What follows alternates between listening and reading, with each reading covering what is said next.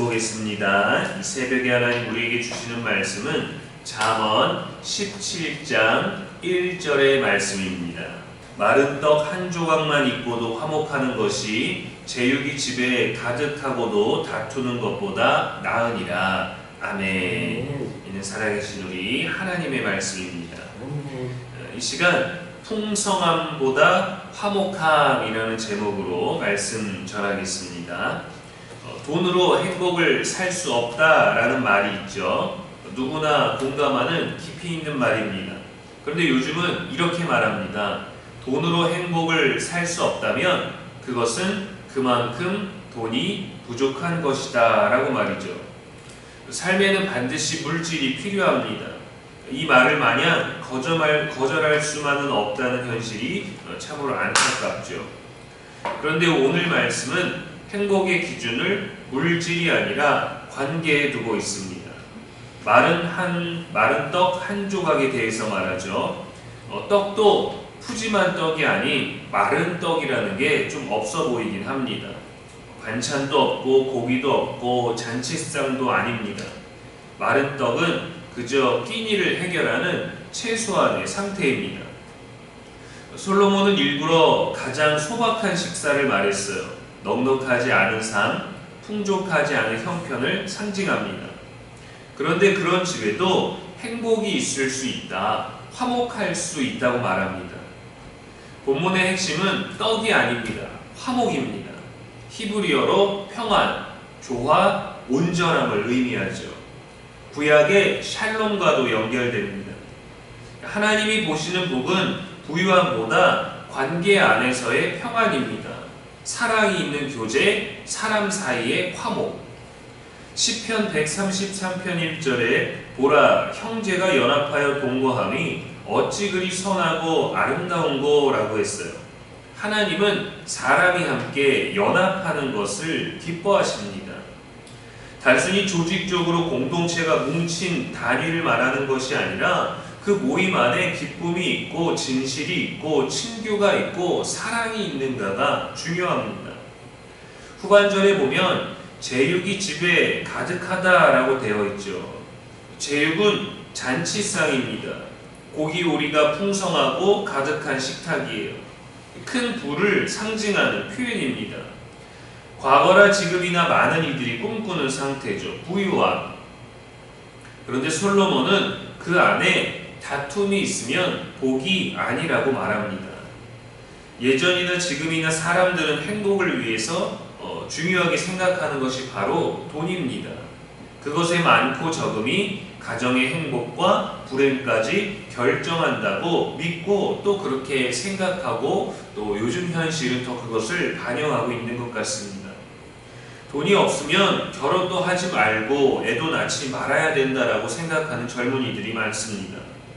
돈의 결핍으로 불행한 것을 생각하기 때문이죠. 돈만 있으면 무엇이든 할 수 있고 무조건 행복할 것이라고 믿습니다. 사랑도 돈으로 얻을 수 있다고 생각합니다. 그러나 재물만을 추구하고 그것만이 가정의 기반이라고 생각하는 것은 가정의 행복에 있어서 긍정적인 면보다 부정적인 면이 더 크다고 할 수 있습니다.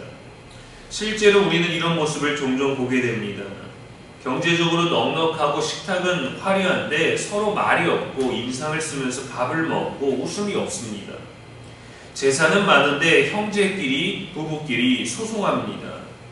돈 때문에 자식이 부모를 죽이고 보험을 타려고 아내가 남편을 죽입니다. 돈을 벌기 위해 부모가 어린 자녀와 함께하는 시간이 없습니다. 어린 자녀도 부모가 돈을 많이 벌어와서 많은 것을 누리는 것을 원합니다. 무엇이 행복인지를 모르는 겁니다. 관계보다 내가 누리는 삶이 중요합니다. 행복이 비싼 호텔 식사에 있고 해외 바닷가에 있고 백화점에서 살 수 있는 명품에 있고 사람들과 어울리는 고급 식당에 있다고 착각합니다. 그러나 진짜 행복은 지친 하루에 함께하는 식탁에도 있고 골목길을 걸으며 손잡고 걷는 온기에도 있고 차를 타고 가며 웃으며 나누는 대화에도 있고 우산 없이 비를 맞으며 같이 뛰는 걸음에도 있습니다. 아이가 웃는 것을 바라보는 마음에도 있고, 갓난 아기가 우는 모습조차 사랑스러워 보이는 그 순간에도 있습니다.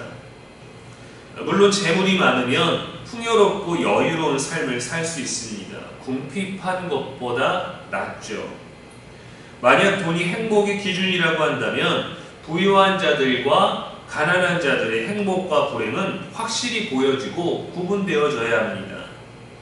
그러나 넉넉하지 않아도 더 잘 웃고 더 화목하게 식사하는 가정이 있습니다.